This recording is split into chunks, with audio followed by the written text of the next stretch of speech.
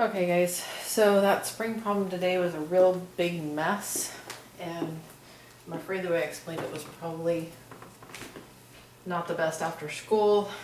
It works, but I found a simpler way to make it clear. Okay, so we have the spring that's at rest and it has no applied mass, so it has no applied force. Okay, and it's got a set length to it. If we apply the mass to the end of the spring, but we support it, that's what the green beam is. Okay, we support it, so we haven't done anything to the spring. We've maintained its original spring rest length. Okay, and I then pull this support out from underneath the mass. Now the mass is going to drop. Okay, and the mass is going to drop from potential energy, right? So we have potential energy initial equal to mgy. Okay, and y is the total distance that it will drop. Okay, this is our m. Excuse me. Okay, so it converts all of its gravitational potential energy into spring potential energy at the bottom. PE spring, and that's going to equal 1/2 K, and this is where the difficulty came in.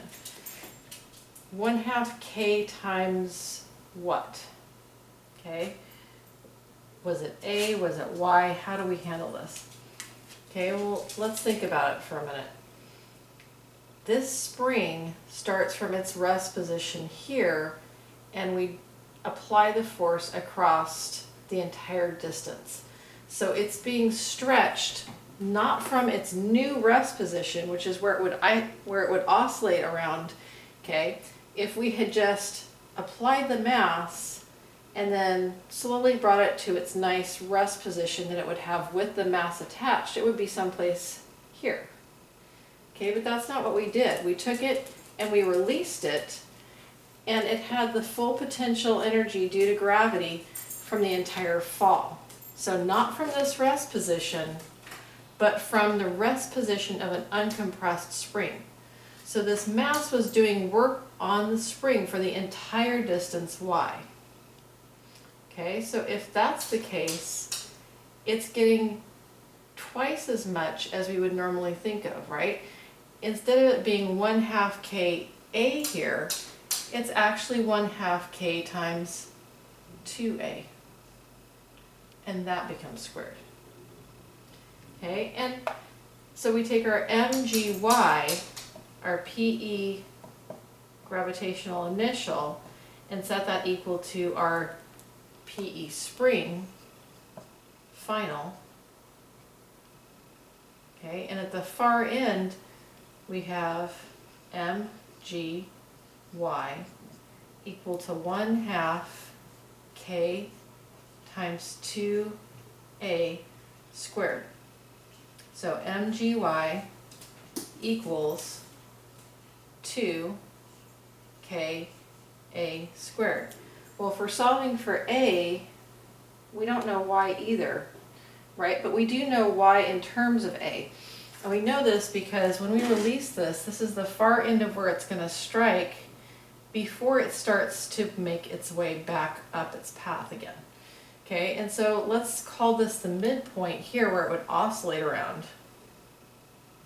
Okay, so this would be, if we were to slowly lower the mass, this would be the rest position with the mass attached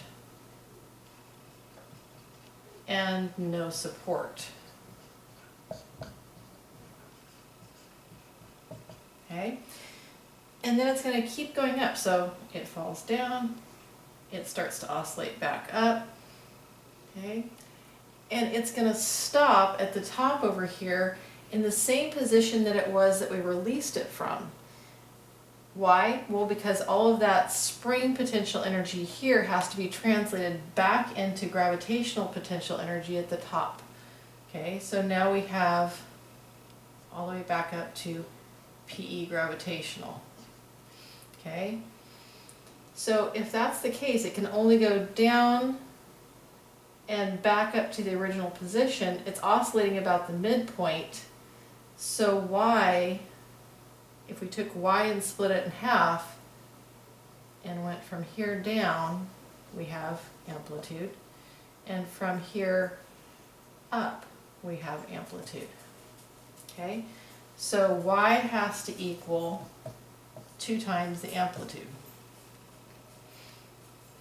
Okay, so now if I plug that back in here, I have mg 2a equals 2ka squared. So mg, oops, just cancel out one of those a's right now. Mg equals ka. So therefore a equals mg over k. All right.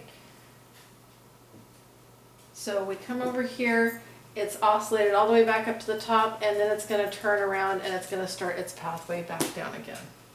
Right?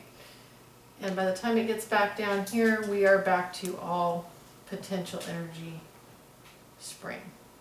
Okay?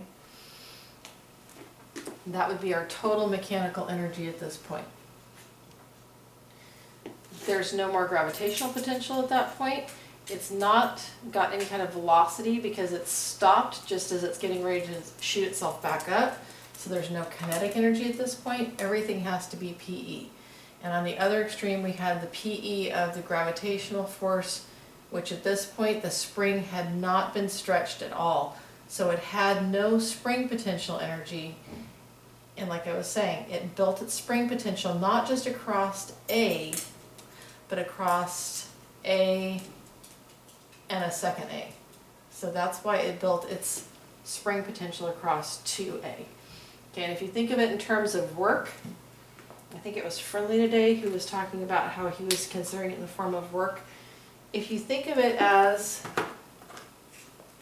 this mass being a force when it's released and having that force applied across a distance, the distance across which that force is applied isn't just A, it's being applied across 2A.